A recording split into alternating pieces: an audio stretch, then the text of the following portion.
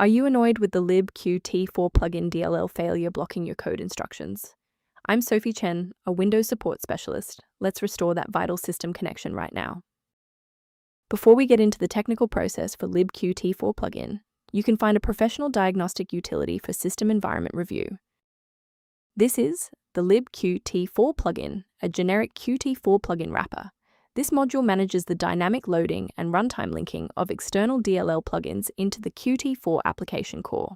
It facilitates the orchestration of the Q plugin loader manifests, allowing modular software to expand its UI and backend features through a standardized data link interface. Now that you have the context, let's move into the repair process with a fresh installation. I recommend a clean deployment of Qt project to fix this. Visit Microsoft, download both the x86 and x64 versions of the Visual C++ redistributables, and proceed with the installers to resolve the missing file error. If the installer was unable to bridge the gap, we will move to phase 2 of our diagnostic to refresh the system's memory. A simple restart can resolve file-in-use errors that mimic a missing libqt4 plugin message. It's a low-effort step that ensures your operating system starts with a clean execution stack. Don't forget to bookmark the video or give it a like before you restart. It's the fastest way to jump right back into this tutorial after the reboot.